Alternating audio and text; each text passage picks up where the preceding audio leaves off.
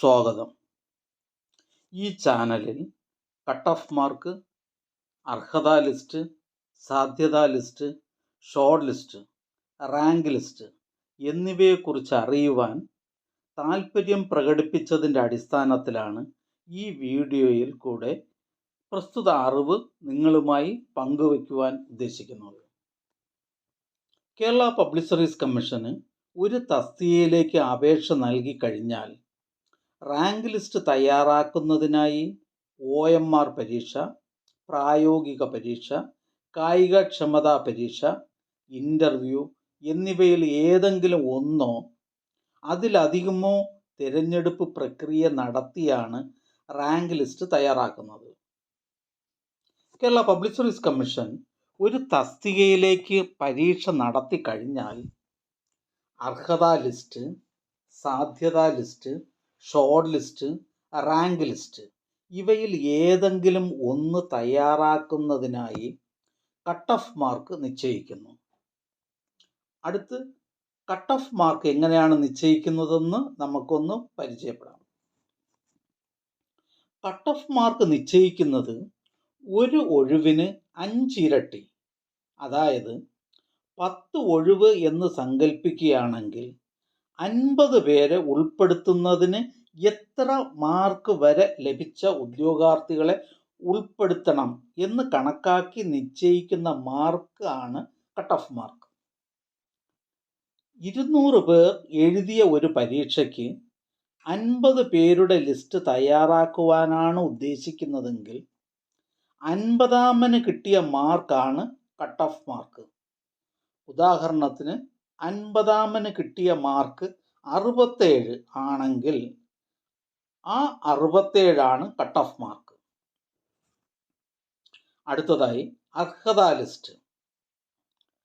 Kerala public service commission 2 പരീക്ഷ, അതായത് preliminary examination, main examination നടത്തുവാൻ തീരുമാനിക്കുന്ന തസ്തികകൾ, അതായത് 10th level, +2 level, degree level എന്നീ പരീക്ഷകൾക്ക് ശേഷം പ്രസിദ്ധീകരിക്കുന്ന ആദ്യ ലിസ്റ്റാണ് അർഹതാ ലിസ്റ്റ്. ഈ ലിസ്റ്റിൽ ഉൾപ്പെട്ടവർക്ക് മെയിൻ പരീക്ഷ നടത്തിയ ശേഷമാണ് സാധ്യതാ ലിസ്റ്റ് അല്ലെങ്കിൽ ഷോർട്ട് ലിസ്റ്റ് പ്രസിദ്ധീകരിക്കപ്പെടുക. അടുത്തതായി സാധ്യതാ list. Kerala public service commission നടത്തുന്ന പരീക്ഷകൾക്ക് ശേഷം ഇൻ്റർവ്യൂ ഇല്ലാതെ തിരഞ്ഞെടുപ്പ് നടത്തുവാൻ നിശ്ചയിക്കപ്പെട്ട തസ്തികൾക്ക് തയ്യാറാക്കപ്പെടുന്ന ലിസ്റ്റാണ് സാധ്യതാ ലിസ്റ്റ്. ഉദാഹരണത്തിന് last grade servants, clerk, secretariat assistant തുടങ്ങിയ തസ്തികകൾ. സാധ്യതാ ലിസ്റ്റ് എന്ന് പറയുന്നത് കേരള പബ്ലിക് സർവീസ് കമ്മീഷൻ നടത്തുന്ന പരീക്ഷകൾക്ക് ശേഷം ഇൻ്റർവ്യൂ ഇല്ലാതെ തിരഞ്ഞെടുപ്പ് നടത്താൻ നിശ്ചയിക്കപ്പെട്ട തസ്തികൾക്ക് തയ്യാറാക്കപ്പെടുന്ന ലിസ്റ്റാണ് സാധ്യതാ ലിസ്റ്റ്. അടുത്തതായി ഷോർട്ട് ലിസ്റ്റ്. ഷോർട്ട് ലിസ്റ്റ് എന്ന് പറയുന്നത് റാങ്ക് ലിസ്റ്റ് തയ്യാറാക്കുന്നതിന് മുൻപ് ഇൻ്റർവ്യൂ കൂടി നടത്തുവാൻ നിശ്ചയിച്ചിട്ടുള്ള തസ്തികകൾക്ക് പരീക്ഷകൾക്ക് ശേഷം പ്രസിദ്ധീകരിക്കുന്നതാണ് ഷോർട്ട് ലിസ്റ്റ്. റാങ്ക് ലിസ്റ്റ് തയ്യാറാക്കുന്നതിന് മുൻപ് ഇൻ്റർവ്യൂ കൂടി നടത്തുവാൻ നിശ്ചയിക്കപ്പെട്ടിട്ടുള്ള തസ്തികകൾക്ക് പരീക്ഷകൾക്ക് ശേഷം പ്രസിദ്ധീകരിക്കുന്നതാണ് ഷോർട്ട് ലിസ്റ്റ്. അടുത്തതായി റാങ്ക് ലിസ്റ്റ്. സാധ്യതാ ലിസ്റ്റിൽ ഉൾപ്പെട്ടവർക്ക് സർട്ടിഫിക്കറ്റ് വെരിഫിക്കേഷൻ പൂർത്തിയാക്കിയ ശേഷവും ഷോർട്ട് ലിസ്റ്റിൽ ഉൾപ്പെട്ടവർക്ക് സർട്ടിഫിക്കറ്റ് വെരിഫിക്കേഷനും ഇൻ്റർവ്യൂവും നടത്തിയ ശേഷവും പ്രസിദ്ധീകരിക്കുന്ന ലിസ്റ്റാണ് റാങ്ക് ലിസ്റ്റ്.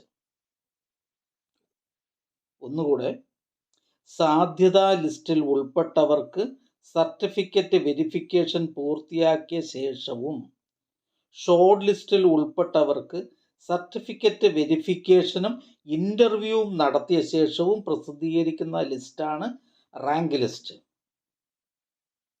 കായികക്ഷമതാ പരീക്ഷ കൂടി നടത്തപ്പെടുന്ന തസ്തികകൾക്ക്, ഉദാഹരണത്തിന് പോലീസ് ഡിപ്പാർട്ട്മെൻറ്റിലെ സിവിൽ പോലീസ് ഓഫീസർ, എക്സൈസ് വകുപ്പിലെ സിവിൽ എക്സൈസ് ഓഫീസർ, ഫോറസ്റ്റ് ഡിപ്പാർട്ട്മെൻറ്റിലെ ബീറ്റ് ഫോറസ്റ്റ് ഓഫീസർ തുടങ്ങിയ തസ്തികകൾക്ക് പരീക്ഷയ്ക്ക് ശേഷം ശാരീരിക അളവെടുപ്പ്, കായികക്ഷമതാ പരീക്ഷ എന്നിവ നടത്തി ആയതിൽ വിജയിച്ചവരെയാണ് റാങ്ക് ലിസ്റ്റിൽ ഉൾപ്പെടുന്നത്.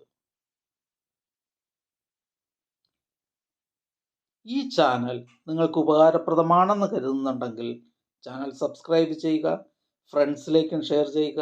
നമസ്കാരം.